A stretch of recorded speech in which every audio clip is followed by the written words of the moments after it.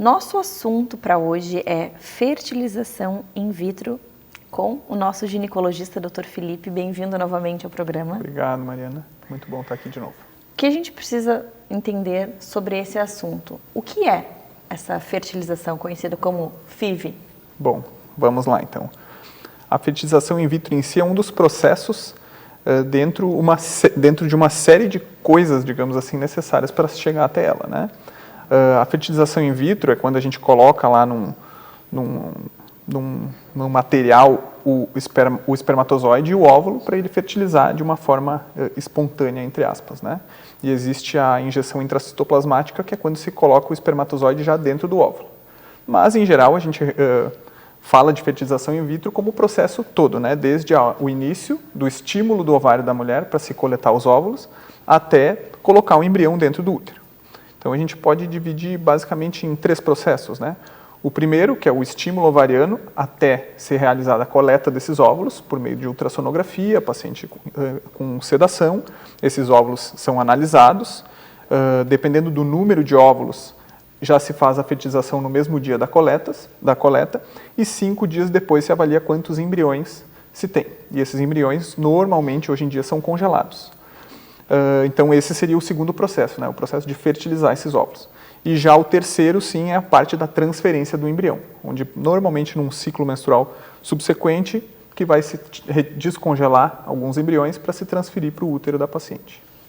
Qual paciente tem indicação para passar por esse processo e qual paciente não tem indicação? Essa é uma pergunta difícil, né?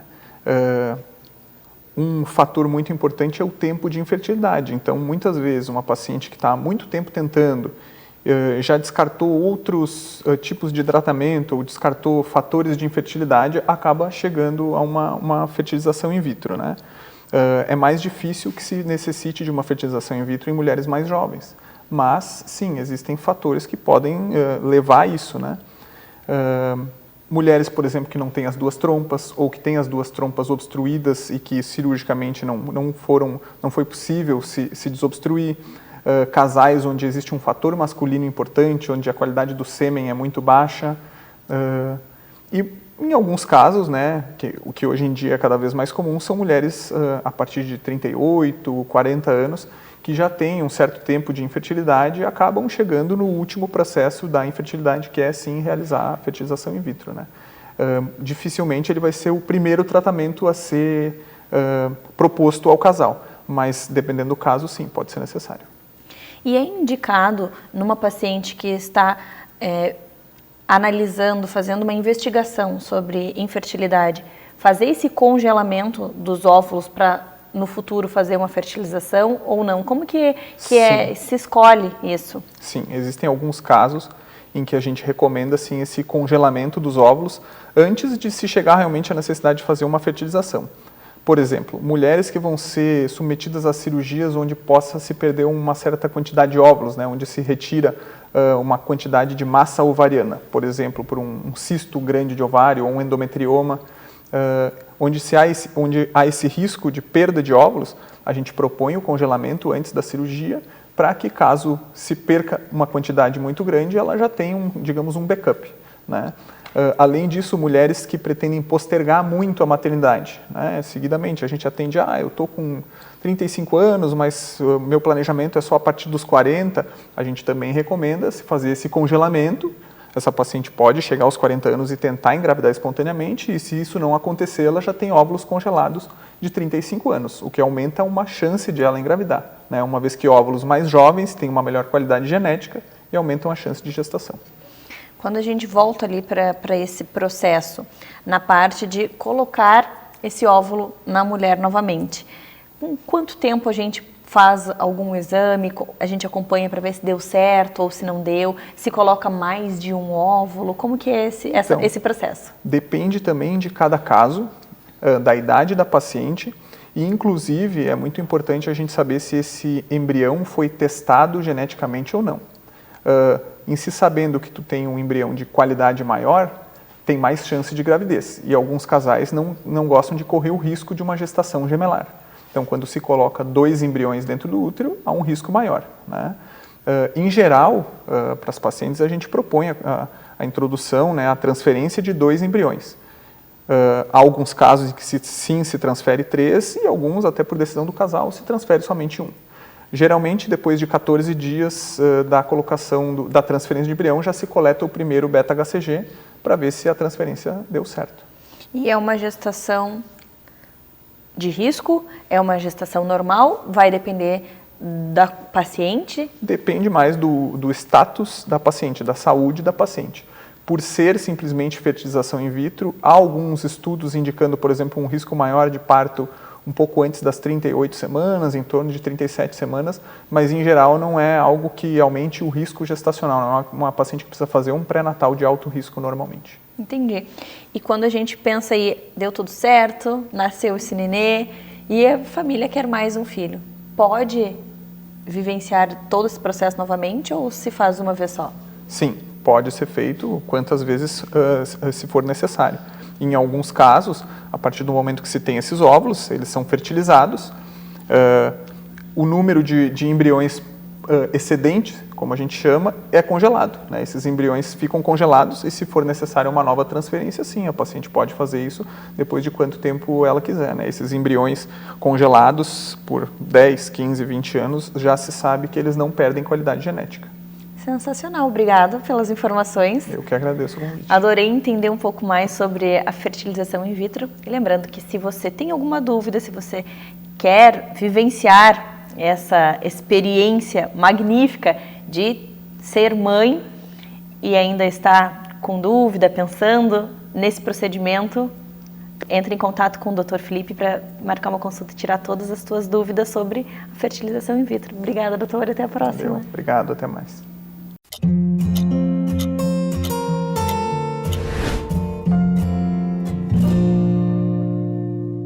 O nosso assunto de hoje é esporte na infância e crescimento. E quem vai nos tirar todas as dúvidas sobre esse assunto é a nossa endocrinologista pediátrica, a doutora Lid. Bem-vinda novamente. Oi, Mari, tudo bem, pessoal? Lid, o que a gente precisa entender sobre esse assunto? Quando a gente pensa aí no esporte, tem algum esporte que ajuda nesse processo de crescimento? Se você fizer tal esporte, você vai crescer mais. Como é que funciona essa relação? Essa é uma dúvida super frequente dos pais, né? Principalmente daquelas crianças que não são tão altas, que às vezes vêm no consultório, eu quero que meu filho cresça mais, posso botar na natação, né, no basquete, será que vai crescer mais? Então, assim, vamos primeiro falar bem do esporte, né? O esporte é essencial para a criança. Toda atividade física é importante, mas o esporte em si vai estimular, além dos hábitos saudáveis de vida, a socialização da criança, né, a interação com outros. Então, o esporte é importante a gente incentivar desde a criança pequena. A criança, até os 3 aninhos, a gente orienta muito a fazer atividade física, brincar, correr, mas a partir dos 3 anos, a gente já pode orientar uma criança.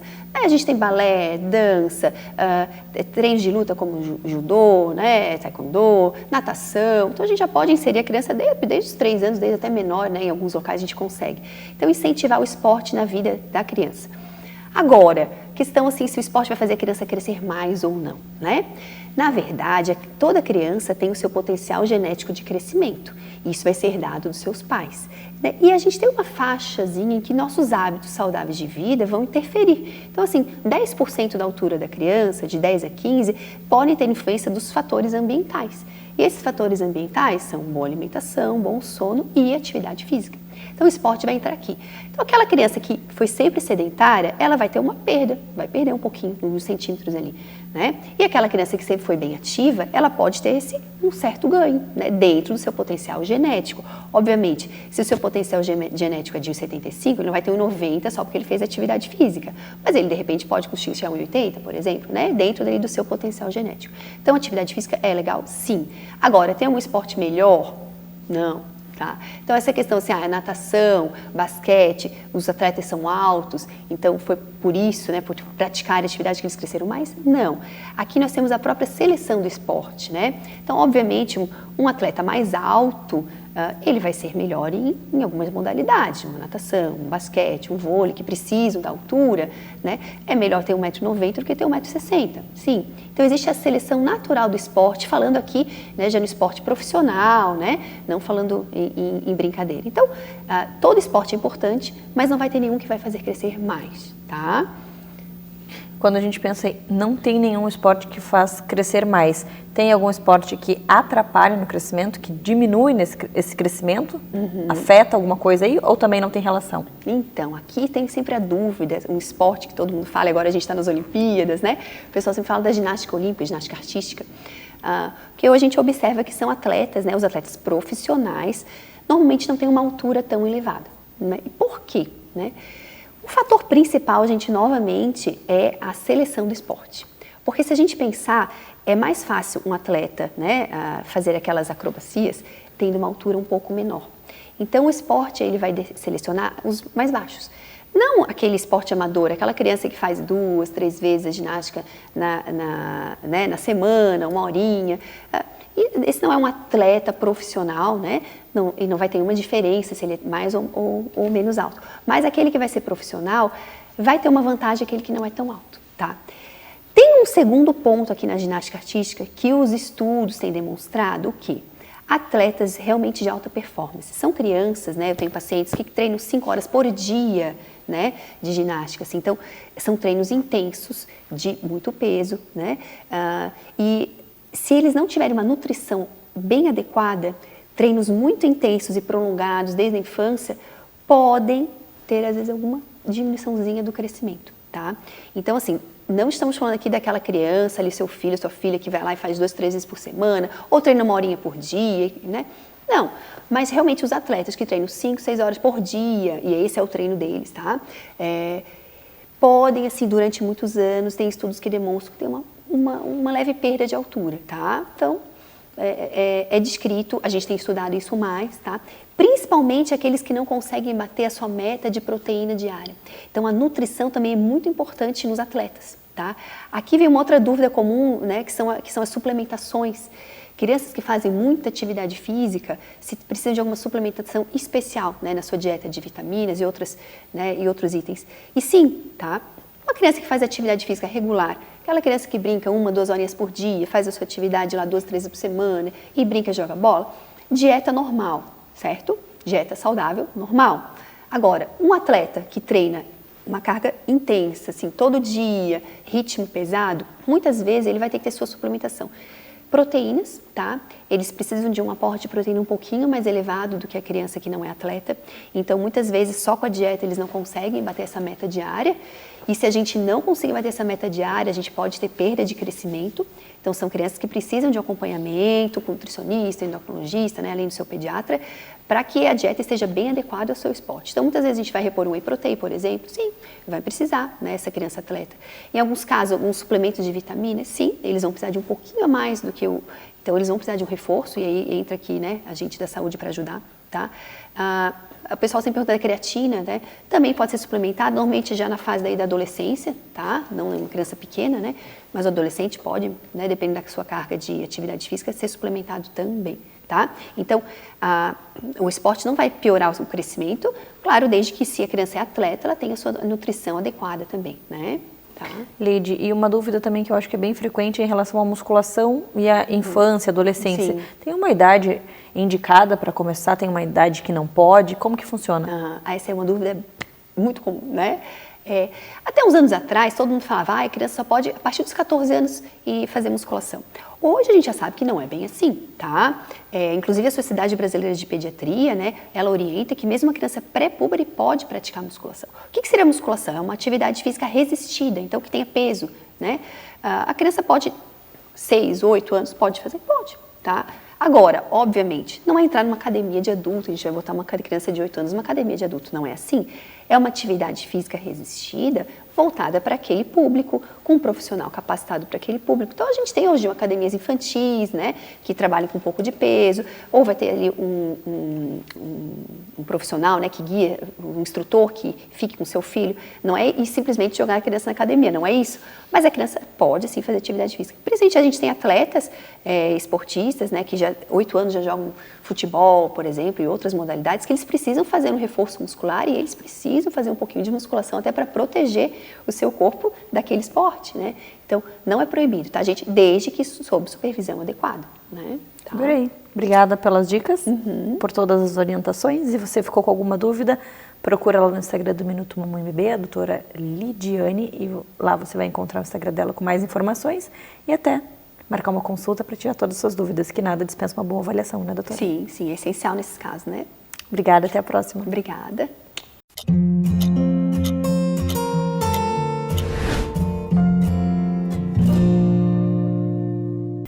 O assunto de hoje é o uso da cannabis na pediatria, um assunto polêmico, e hoje a gente veio aqui para conversar, trazer informação de qualidade sobre esse assunto, e óbvio que a nossa doutora maravilhosa Ana vai nos trazer todas essas informações. Bem-vinda ao programa. Muito obrigada, é um prazer estar aqui com você. Muito bom ter aqui com você. Então, para a gente começar, queria que tu apresentasse a tua formação, falasse um pouquinho quem é a doutora Ana, para a gente entender esse contexto para chegar aí no uso da cannabis na pediatria. Claro, é um prazer estar aqui. Meu nome é Ana Carla Morong, eu já sou formada há 3 anos.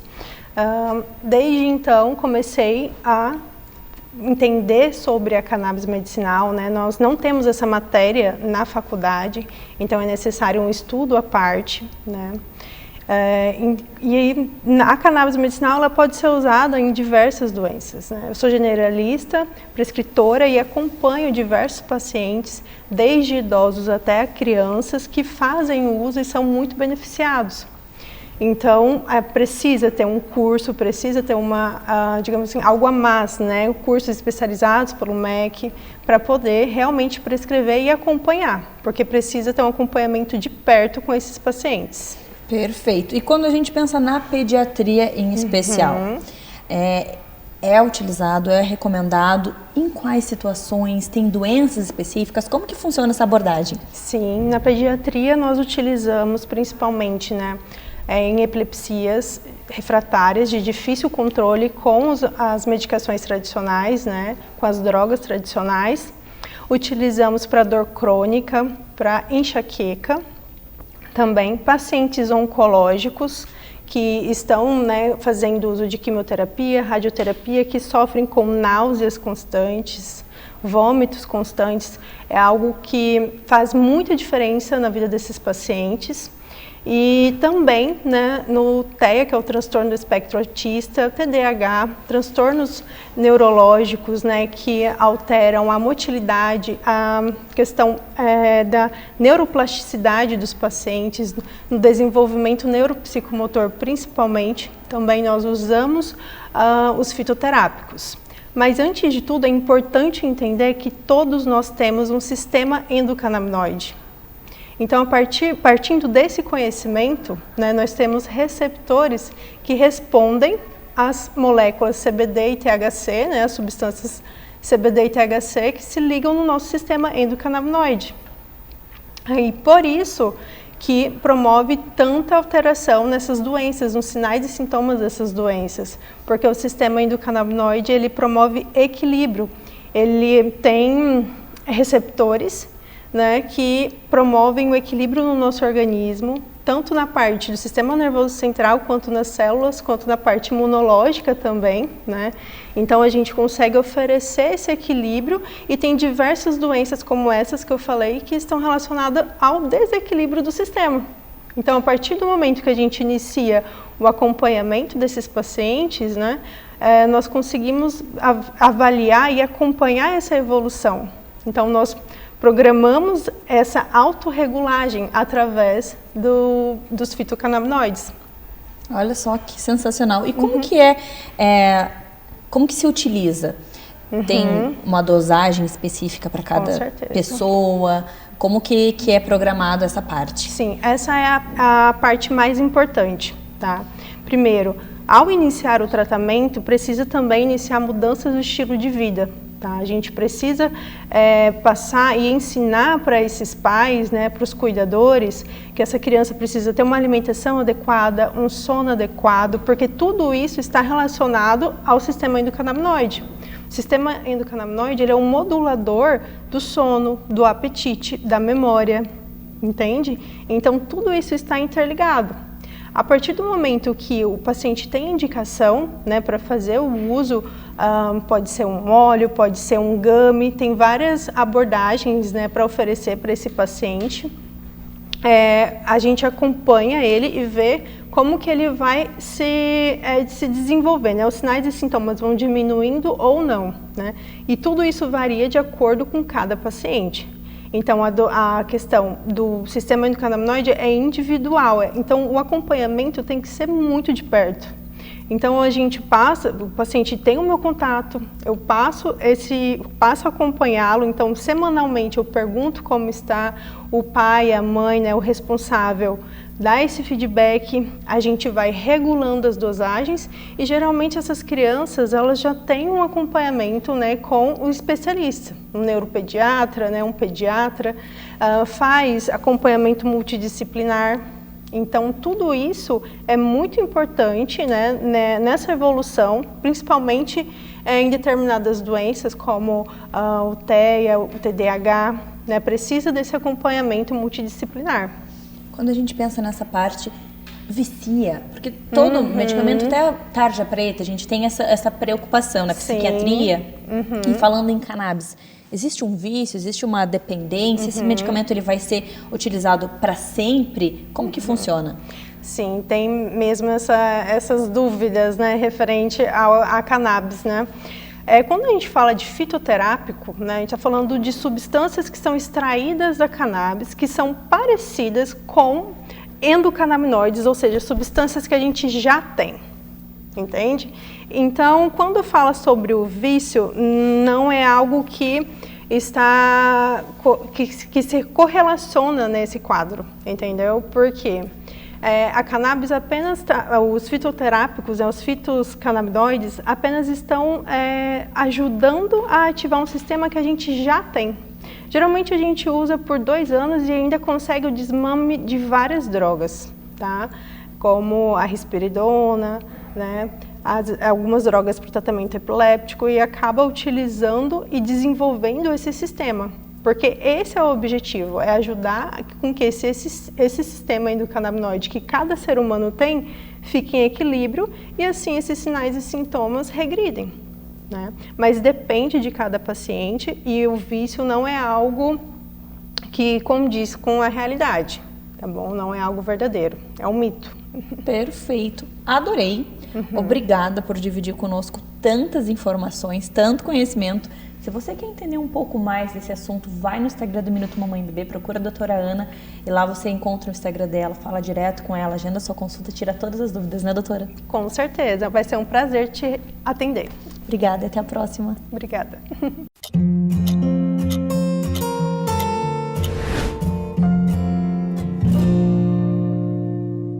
O assunto de hoje, testículos não descidos. Atenção, mamães de meninos. Nossa cirurgiã pediátrica, doutora Ana Laura, vai tirar todas as dúvidas sobre esse tema. Bem-vinda novamente. Muito obrigada pelo convite. O que a gente pode falar sobre esse diagnóstico? Testículos não descidos, isso é muito comum? É bem comum, né? Normalmente 3% dos bebês meninos que nascem, né, no tempo certo vão ter testículo não descido e até 30% dos meninos que nascem prematuros. Então é realmente muito frequente. Então é mais comum nos prematuros, mas mesmo não sendo prematuro, é bem recorrente. Exatamente, é bem recorrente. E tem uma causa? A descida e formação dos testículos é realmente muito complexa, mas normalmente é algum probleminha que acontece durante a descida dos testículos, mas que não tem assim exatamente uma causa, não tem também como prevenir isso. Se sabe só no momento que o bebê nasce. Então, o bebê nasceu, o médico vai examinar e percebe que o testículo não desceu. Pode ser um, pode ser os dois, e o que vem pela frente depois desse diagnóstico? Normalmente a gente aguarda até os 6 meses de vida, porque ele ainda pode ter uma descida espontânea logo depois que a criança nasce, principalmente nos primeiros 4 meses de vida. Mas se não desceu até os 6 meses, a gente precisa fazer cirurgia, precisa operar. E não tem nada para fazer durante esse processo para auxiliar nessa descida? Não. Só esperar, ter paciência, não mexer e deixar naturalmente? Exatamente, só aguardar mesmo. E aí passou esses 6 meses, não desceu, é uma situação cirúrgica. Exatamente. Preferencialmente, a cirurgia deve ser realizada dentro ali do primeiro ano de vida. Então, entre 6 meses e 1 aninho de vida, né? Podendo esperar no máximo ali até 2 aninhos de vida, né? Mas seria o ideal, né? Seria dentro do primeiro ano de vida mesmo. E aí tem alguma diferença? Por que é preferível fazer nesse primeiro ano do que no segundo? O que vocês notam, né, quando fazem a cirurgia? Pra gente, né, durante a cirurgia não tem tanta diferença. O problema é que o testículo que está fora do saquinho, ou ali no canalzinho que a gente chama, que é quando ele está na virilha, ou até mesmo dentro da barriga, né, quando ele é intraabdominal, ele fica submetido a uma temperatura maior do que quando ele está na bolsa escrotal. E isso é prejudicial para ele, né, para espermatogênese, né, então para a produção dos espermatozoides, e também porque ele começa a ter alterações histológicas que fazem com que o risco de câncer nesse testículo seja maior lá no futuro, normalmente entre a 3ª e a 4ª década de vida. Então também pode ter uma relação com uma infertilidade no futuro? Pode, né? Se é só um testículo que está fora do lugar, o risco de infertilidade ele é muito baixo porque tem um outro testículo que nasceu e se formou ali dentro da bolsa direitinho. Mas se são os 2 testículos que estão fora do lugar, o risco de infertilidade ele pode chegar até 50% dos casos, então ele é bem alto. E quando você, antes de submeter a criança, no menino, a essa cirurgia, existe algum exame de imagem para fazer a detecção de onde está o testículo? Ou é palpável? Como que funciona essa parte? A gente não faz exame de imagem, né? A gente vai indicar pelo exame físico. Então, normalmente o pediatra vai perceber que o testículo não está no lugar e vai encaminhar para o cirurgião. O cirurgião vai examinar e durante a consulta que a gente vai detectar se esse testículo está no canal inguinal, ali na região da virilha, né? Ou então se é algo que a gente chama de testículo impalpável, né? Então, a cirurgia para o testículo que está ali no canal inguinal, né, na região da virilha, é um pouquinho diferente. É a técnica convencional, que a gente chama, que vai fazer um corte na região da virilha, encontrar o testículo ali e fazer a descida e a fixação dele ali na bolsa escrotal. Já aquele testículo que a gente não palpa, não sente ele no exame físico, a gente vai para uma videolaparoscopia, né, que é para investigar se esse testículo está dentro do abdômen, né, está intraabdominal.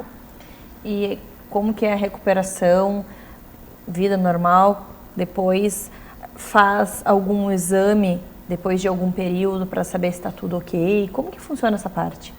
A recuperação costuma ser tranquila, né? Dentro de 2, 3 dias as crianças já estão querendo brincar, correr, mas a gente também sempre recomenda, né? 30 dias sem atividade física. De resto, assim, não tem nenhuma restrição, alimentação normal depois da cirurgia, né? Só realmente a atividade física e o cuidado ali com os pontos, que são só pontos internos que a gente dá, com um fio que o próprio corpo absorve, então a criança não precisa nem tirar os pontos depois da cirurgia. E o acompanhamento ele é feito no consultório com o cirurgião, né? Então a criança vai voltar, normalmente a gente mantém, né, tem o primeiro retorno em torno de 30 dias depois da cirurgia, depois 3 meses, 6 meses e depois disso um retorno anual até a puberdade da criança, né? Para a gente fazer o exame desse testículo, o exame físico desse testículo. Normalmente não é necessário solicitar nenhum outro exame, né, que não o exame físico mesmo, a não ser que a gente perceba, né, que tem alguma alteração no exame físico. Nesses casos pode ser que a gente encaminhe para o endocrinologista ou solicite algum exame de imagem, algum ultrassom. Perfeito, adorei. Obrigada por dividir todas essas informações, tanto conhecimento conosco. E se você é mãe de menino e passou por uma cirurgia, né, com seu filho recentemente, ou se obteve esse diagnóstico, se quer buscar alguma informação relacionada a esse assunto, testículos não descidos, entre em contato com a nossa cirurgiã. É só digitar o nome dela lá no Instagram do Minuto Mamãe e Bebê, doutora Ana Laura. Você vai falar direto com ela, ela posta bastante conteúdo e, de repente, marcar uma consulta, que nada dispensa uma boa avaliação, né? Uma consulta é fundamental. Exatamente. A gente está aqui, a gente divulga, divide informações, mas a consulta é o número 1, né, doutora? Exatamente. Obrigada e até a próxima. Muito obrigada.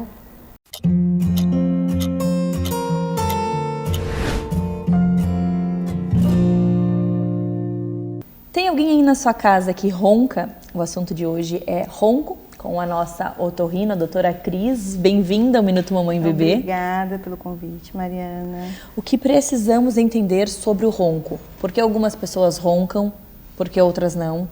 Então, primeiramente, eu acho que é importante a gente saber o que é o ronco.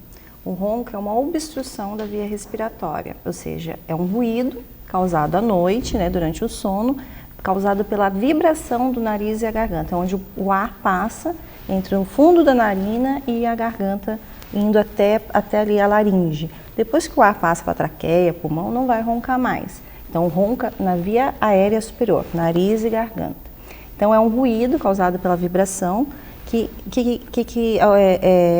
sugere que tem uma dificuldade de respirar durante o sono.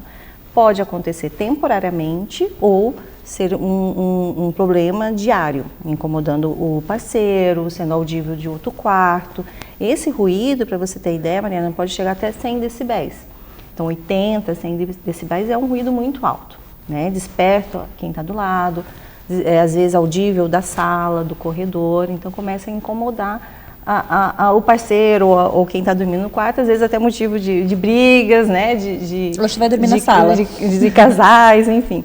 Mas é importante saber o que é o ronco. Então, é uma obstrução da via respiratória. Pode ser temporária, por uma crise de rinite, uma sinusite, né? Um processo inflamatório viral, uma virose, um resfriado, ou diariamente, que é alguma coisa crônica, né? Que aí a gente tem que investigar qual é a obstrução nesse nariz, nessa faringe, né? Na hipofaringe, que é a parte de baixo da garganta. Quando a gente pensa em um tratamento, primeiro temos que descobrir qual é a causa. Isso. E qual é esse caminho percorrido para chegar na causa? Então, primeiramente tem que se fazer uma avaliação da via respiratória, ver se tem alguma obstrução, né, um desvio de septo, uma hipertrofia adenoidiana, que é mais comum na criança, né, na faixa escolar.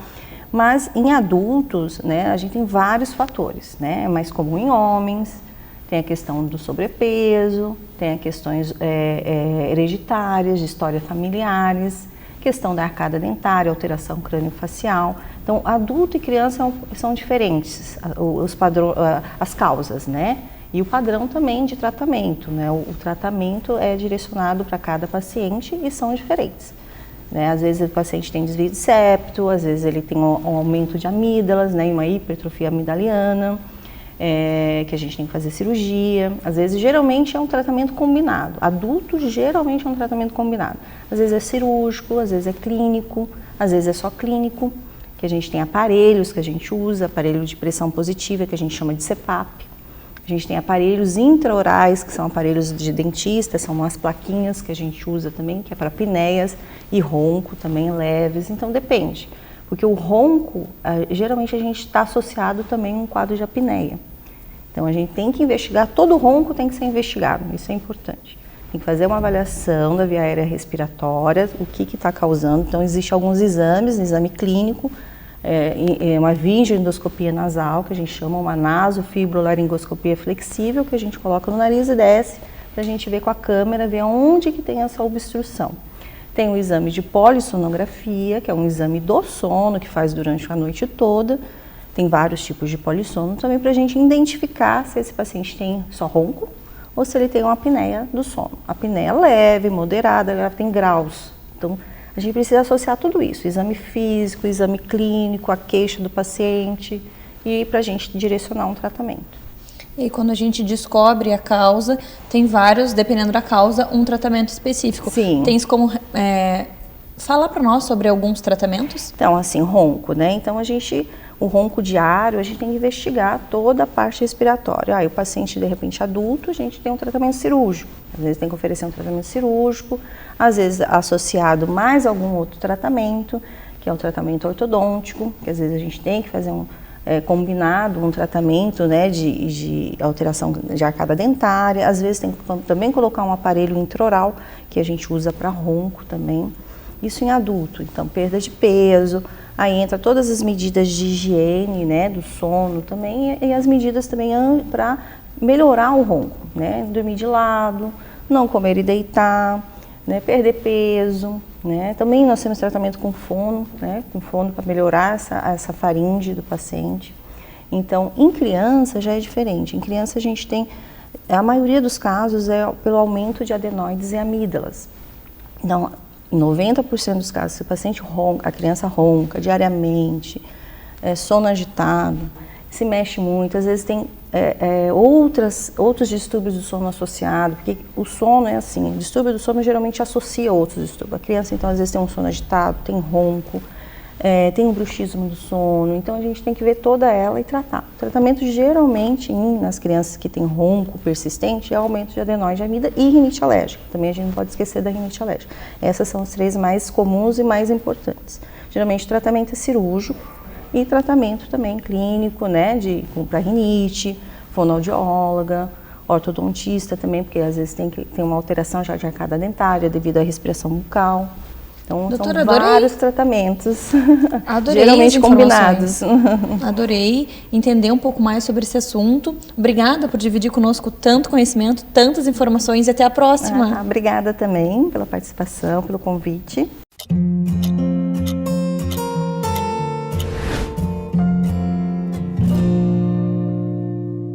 Você já se perguntou como que funcionam os tratamentos em psiquiatria?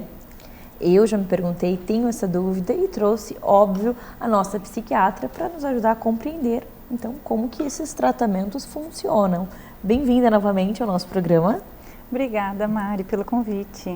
Fábio, quando a gente pensa em doenças psiquiátricas, a gente precisa tratá-las. Doenças necessitam de um tratamento. E na psiquiatria, como que funcionam esses tratamentos?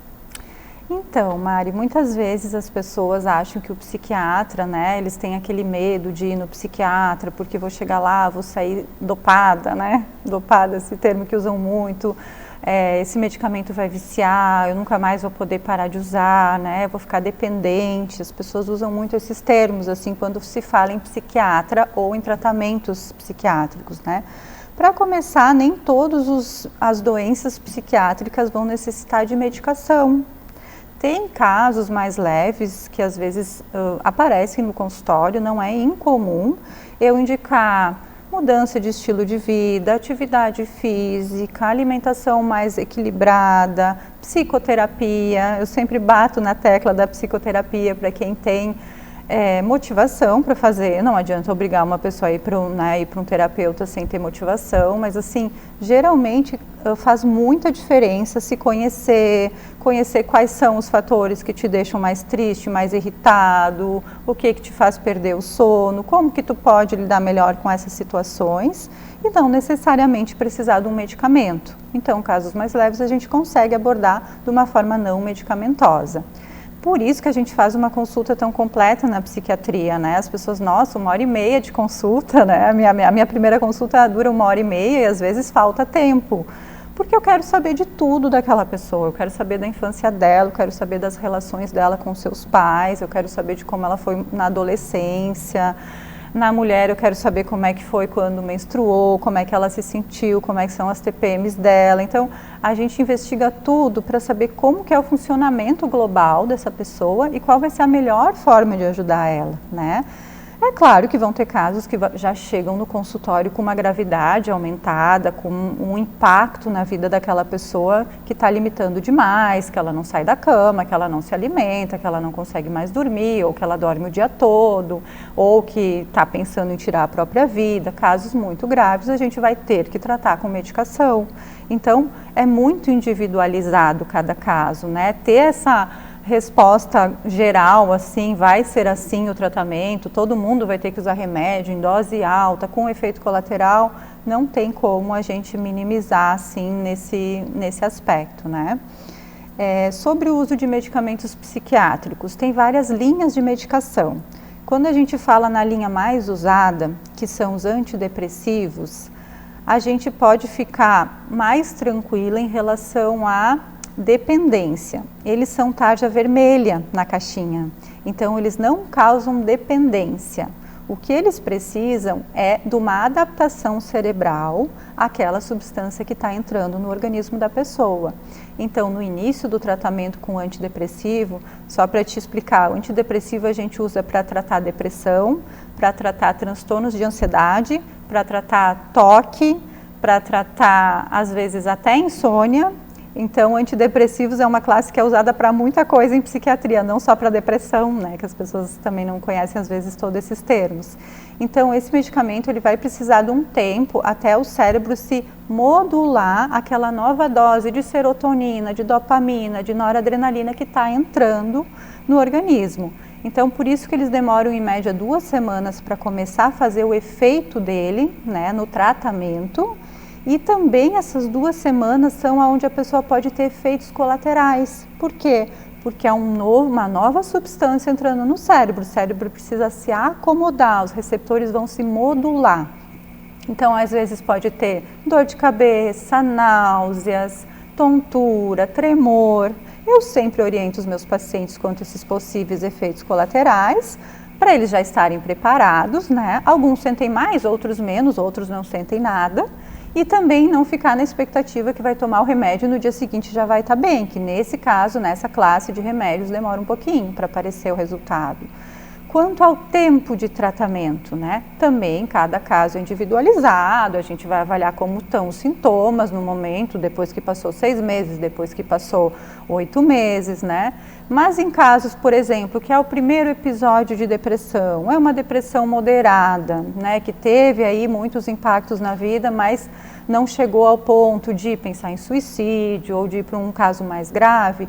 Geralmente a gente pensa de 6 a 8 meses depois que a pessoa teve uma resposta ao tratamento.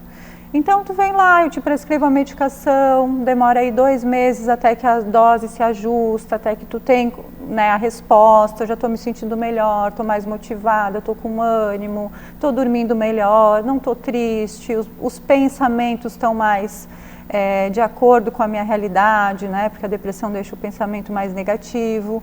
Então, a partir dali a gente começa a contar 6 a 8 meses, se isso for da vontade da pessoa também, porque tem pessoas que dizem, agora que eu estou me sentindo muito bem, não sei se eu quero parar, pode ser que o ano que vem eu queira, esse ano vai ser um ano de desafios, vai ser um ano que pode ser que eu fique ansiosa de novo, então, sempre individualizado, mas assim, a possibilidade de parar o tratamento existe, ela é clara, e é só a gente fazer esse combinado, conjunto, para ficar confortável para todo mundo. Os estudos mostram, Mari, que 1/3 apenas dos pacientes que a gente medica, trata com remédio, fazem o tratamento que a gente prescreveu. 1/3. Os outros 2/3 ou não tomam nada da medicação ou tomam parcialmente. Tomam metade da dose, esquecem, tomam quando acham que não estão bem. Então, o que a gente tem que pensar é que o vínculo com o médico, o vínculo que tu faz com aquele profissional que está te atendendo é muito importante. Porque se tu foi lá e tu sentiu que eu estou te escutando, que eu estou pensando em você, em todos os teus aspectos de vida, eu estou pensando nos efeitos colaterais que tu vai tolerar ou os que tu não vai tolerar, eu estou pensando naquela medicação individualizada para o teu caso, nos teus medos, nos teus temores, provavelmente tu vai confiar mais que aquele tratamento vai dar certo e aí tu vai ter os resultados positivos do tratamento. Então, esses desafios de tratar um paciente psiquiátrico, eles sempre têm que ser pensados quando a gente vai prescrever um remédio, né? O que realmente aquele paciente tolera, o que para ele vai ser bom, não o que eu como médica quis sei ali nos estudos, mas o que para ele, para a realidade dele vai fazer sentido. Adorei. Obrigada por compartilhar conosco tanto conhecimento e até a próxima. Até a próxima. Obrigada.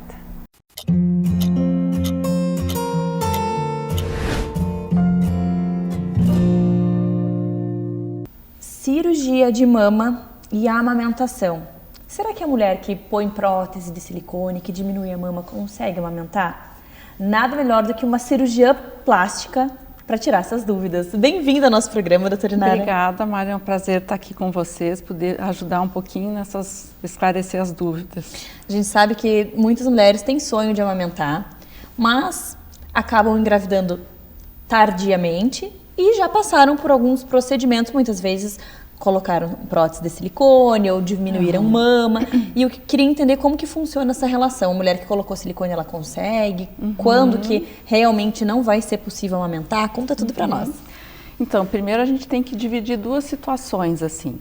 A gente pode só fazer uma cirurgia de colocação de prótese, onde a gente faz uma incisão, não mexe em nada na mama e introduz o implante.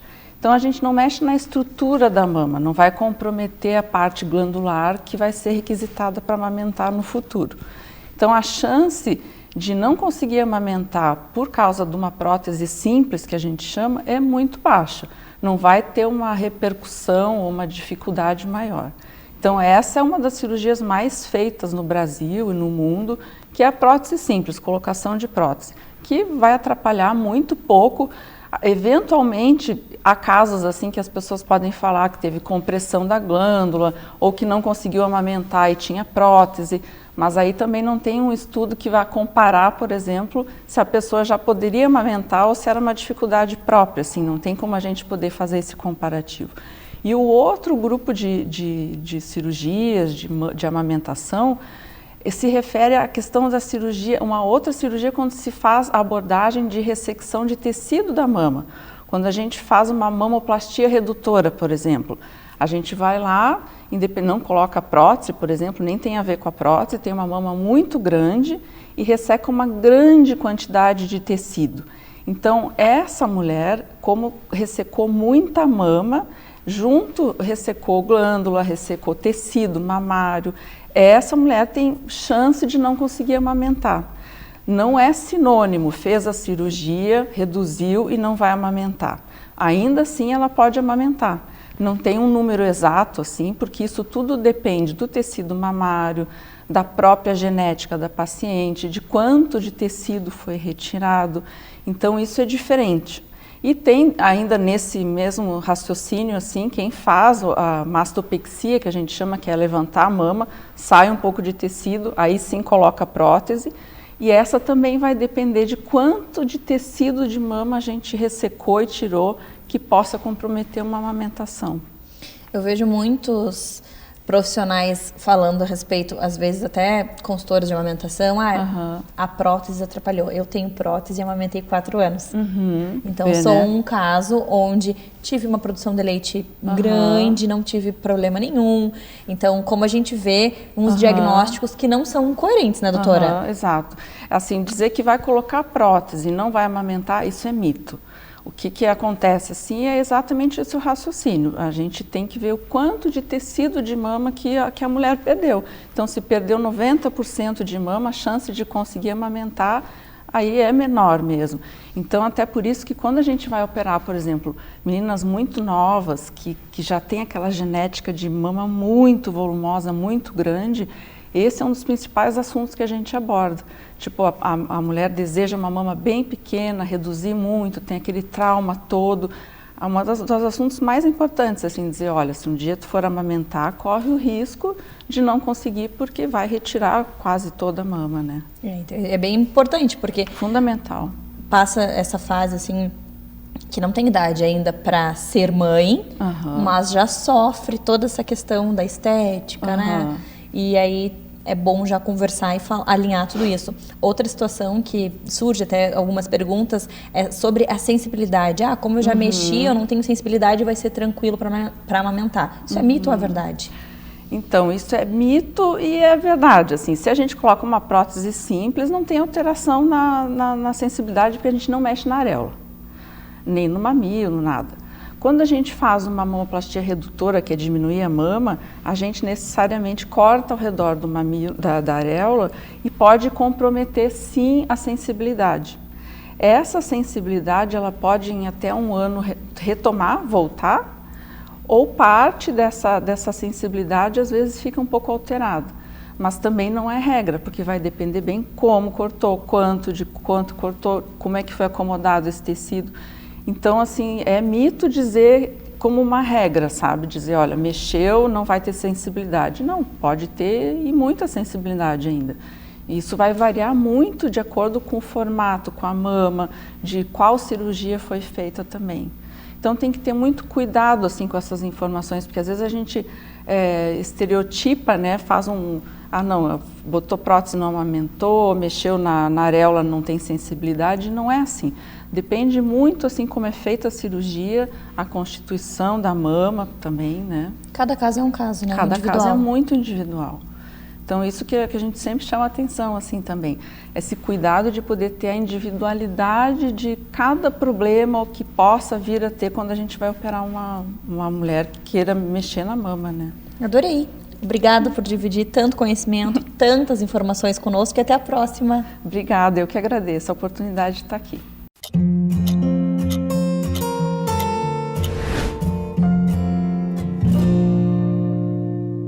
Agora a gente vai conversar sobre o acompanhamento do fisioterapeuta no pós-parto. E óbvio que eu trouxe a nossa fisioterapeuta maravilhosa, a Mi. Bem-vinda novamente. Obrigada, Mari. Obrigada. Meu amor, então conta pra nós o que a gente precisa saber sobre essa situação. Qual a importância de ter um fisioterapeuta nesse momento, no pós-parto? Então, o fisioterapeuta ele é um profissional fundamental no acompanhamento tanto da gestante quanto da puérpera. Em virtude de uma gestação, o corpo da mulher se modifica muito. Então, a mulher ela tem toda uma estrutura de abdômen que fica diferente, ela tem a postura que fica diferente, tudo para que possa acomodar o feto em crescimento. O que pode acontecer no depois, né? Que as puérperas tanto se queixam. Problemas relacionados à musculatura abdominal. Então, a diástase pós-parto ela é bastante comum e é uma queixa muito frequente das mulheres. Algumas podem ter perda de urina e isso não está relacionado somente ao parto normal, ao parto cesárea também, porque tudo vem em função desse aumento do peso na gestação, do abdômen, né, de toda essa estrutura que se modifica na mulher. Então, ela pode ter uma incontinência urinária, então ela vai rir, perde xixi, ela dá uma tossida, perde xixi, ou né, faz alguma atividade física e pode perder xixi. Então, são condições que levam ela a ter um desconforto, a ter uma alteração na qualidade de vida e a procurar um tratamento. Mas nem todas sabem que a fisioterapia pode ajudá-las e fazer com que elas tenham uma função abdominal melhor, né, uma função do assoalho pélvico melhor. Algumas podem ter dor na relação sexual, principalmente aquelas que passaram pelo parto normal. Então, isso pode dar alguma disfunção. Hoje, tem muitas que fazem preparos no pré-parto com o fisioterapeuta e diminui a incidência de complicações no pós-parto. Mas muitas mulheres ainda têm algumas lacerações e isso pode trazer alguma dor no pós-parto quando ela vai iniciar a sua atividade sexual. Então, o fisioterapeuta também pode trabalhar nessas disfunções sexuais. Para aquela mulher que fez uma cesárea, então, por exemplo, que tem uma cicatriz inadequada, uma cicatriz que não ficou legal, que tem alguma dor, um desconforto, não consegue, às vezes, levantar o corpo porque pode ter aquela bolsinha de gordura ou uma aderência, tudo isso faz com que essa mulher tenha uma estética diferente, um desconforto diferente.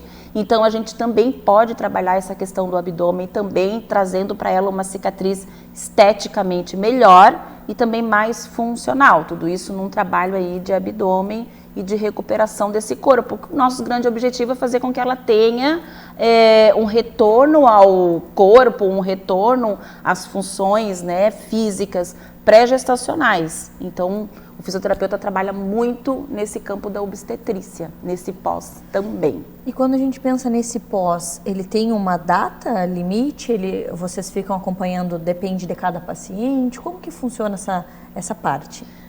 Eu sempre falo assim, que a gente tem um mundo ideal e um mundo real. No mundo ideal, a gente tem uma gestante que fez o acompanhamento com o fisioterapeuta e aí no parto ela também teve esse acompanhamento, já no pós-parto imediato e continua fazendo uma reabilitação. Mas a gente sabe que a mulher, ela tem, após o parto, o bebê para cuidar, são muitas demandas, né? Então ela tem o dia a dia dela que modifica completamente, independente de ser o primeiro filho ou não. Né? Então, tem essa mudança na vida dela.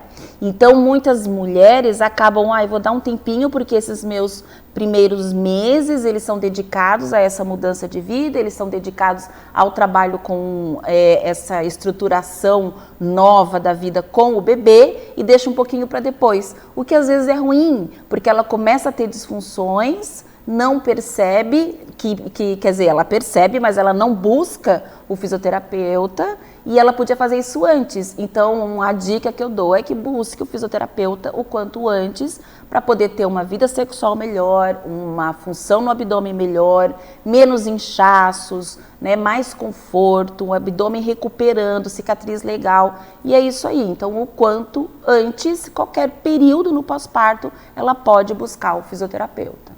E esse acompanhamento com o fisioterapeuta, ele dura quanto tempo, mais ou menos? A gente não tem um tempo, assim, Mari, para dizer, porque tudo depende da função. Então, cada atendimento que o fisioterapeuta faz, ele vai avaliar essa essa puérpera, ele vai fazer a avaliação e ele vai definir protocolos de assistência, ele vai definir como que vai ser o trabalho dele. E pode ser que, se ela vier, por exemplo, com uma queixa de perda de urina, então pode ser que em 5 atendimentos esteja ok, pode ser que precise de mais. Então isso vai depender de uma avaliação ali contínua para saber em quanto tempo nesse pós-parto ela vai ter as queixas diminuídas, né, essa boa resposta. E quando a gente pensa em problemas futuros, você consegue fazer uma comparação para nós de uma mulher que não teve assistência no pós-parto, não fez absolutamente nada, só vida que segue, e de uma mulher que teve assistência, que teve ajuda de um profissional, de um fisioterapeuta ali. Existem situações que acometem a mulher que não teve assistência e que talvez não acometam a mulher que teve assistência? Eu considero bem diferente essas mulheres, a que teve uma assistência e a que não teve, porque a gente pode ter mulheres com a mesma idade, com a mesma estrutura corporal, né, física, mesmo peso, enfim. E normalmente aquela mulher que tem uma boa assistência no pós-parto, que faz uma reabilitação abdômeno-pélvica, né, tanto do abdômen quanto do assoalho pélvico, ela realmente vai ser uma mulher diferente, porque ela vai ter mais qualidade muscular, ela vai ter melhor desempenho numa atividade sexual, né, ela vai ter mais lubrificação, ela vai ter mais força, ela vai poder ir para a academia sem medo de fazer algum movimento e ter alguma perda de urina. Então são modificações que a gente consegue com o trabalho do fisioterapeuta, que muitas vezes as mulheres que não tiveram acompanhamento, elas acabam se queixando. Então talvez ela venha lá na frente, né, naquele 1 ano, 2 anos, 3 anos, queixando-se de uma coisa que ela já tinha lá naquele início, naquele pós-parto imediato, naqueles meses do pós-parto, mas ela começa a perceber que isso vem atrapalhando o dia a dia dela e vai buscar lá na frente. Então existe sim uma grande diferença, né, em relação a quem tem o trabalho da fisioterapia e não, né? Nossa, adorei. Obrigada por dividir conosco todas essas informações. E se você quer entender um pouco mais sobre essa assistência do fisioterapeuta no pós-parto, se você é gestante ou se você não teve essa assistência e hoje você está vivenciando algumas das situações que a Mi relatou aqui, entre em contato com a Mi, vai lá no Instagram do Minuto Mamãe Bebê, digita o nome dela e você vai com certeza poder falar direto com ela. Lá ela divulga muitas informações, né, Mi? Sim. Queria que tu deixasse teu arroba para o pessoal te procurar e falar diretamente contigo. Então, meu Instagram é @Mirela Dias, Mirela com 2 L's, _ no final, e estou à disposição para quem quiser tirar alguma dúvida, conversar. Também faço atendimento no pós-parto e é isso aí. Eu acho que são muitos benefícios para serem quantificados e que podem proporcionar a vocês, mulheres de qualquer idade, em qualquer período, né? Verdade. Obrigada e até a próxima. Obrigada.